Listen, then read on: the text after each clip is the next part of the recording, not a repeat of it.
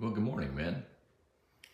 Today is May 24th, and so we turn to the book of Proverbs, chapter 24, for God's daily dose of wisdom. And as I was reading through Proverbs 24, verses 13 and 14 jumped off the page, and they read like this. My son, eat honey, for it is good. Yes, the honey from the comb is sweet to your taste. Know that wisdom is thus for your soul. If you find it, then there will be a future, and your hope will not be cut off.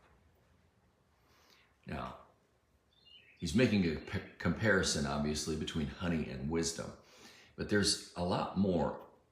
There's a deeper depth to this than we might realize at first. Yes, honey is sweet, and yes, it's pleasant to eat, but honey is used throughout the Bible to depict prosperity and to depict goodness. Remember that the children of Israel were coming out of Egypt into a land that was flowing with milk and honey. It's a depiction of prosperity. It's a depiction of just the land is just prosperous and overflowing and producing, and the idea of honey is used in a comparison in a number of different areas. In fact, in Psalms 19 verses 7 through 10 we read this: the law of the Lord is perfect, restoring the soul. The testimony of the Lord is sure, making wise the simple. The precepts of the Lord are right, rejoicing the heart. The commandment of the Lord is pure, enlightening the eyes. The fear of the Lord is clean, enduring forever. The judgments of the Lord are true. They are righteous altogether. They are more desirable than gold, yes, than much fine gold, sweeter also than the honey and the drippings of the honeycomb. So he's talking about the law of the Lord, the testimony of the Lord, the precepts of the Lord, the commandments of the Lord, the fear of the Lord, the judgments of the Lord, and all of these things are desirable, much more desirable than gold, and they are also sweeter than honey and the drippings of the honeycomb. Interesting. Honey is mentioned in Psalms 119, verse 103, Proverbs 25, verse 16, Song of Solomon 5, verse 1, and honeycomb is mentioned in a half a dozen other places. So it's throughout the Old Testament. Now, what's interesting about honey is that there are nutritional and medicinal benefits of honey that we might not realize at first. Let me just hit on a couple of them.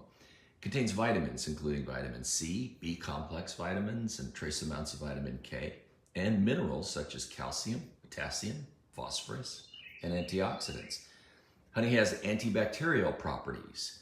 It's been used for its microbial effects. It contains hydrogen peroxide, which provides it with natural antibacterial properties. It has soothing effects. Honey has a soothing effect on the throat and can help alleviate cough and sore throat symptoms.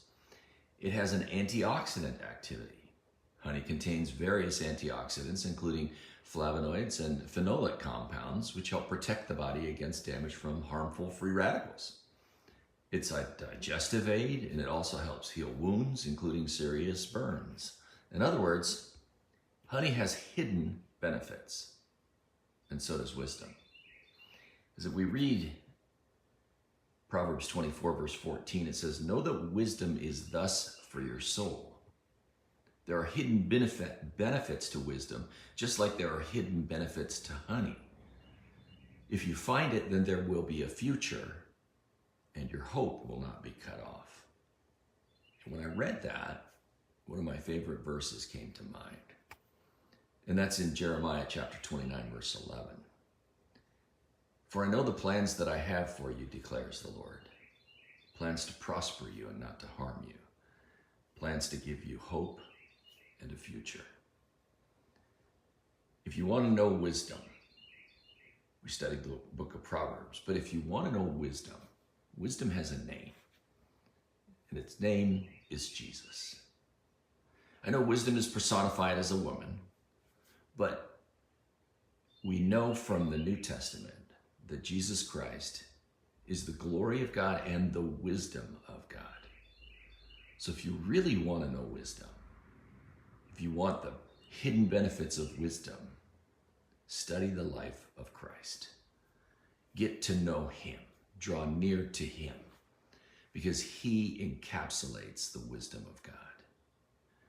My brothers and sisters, I love each and every one of you.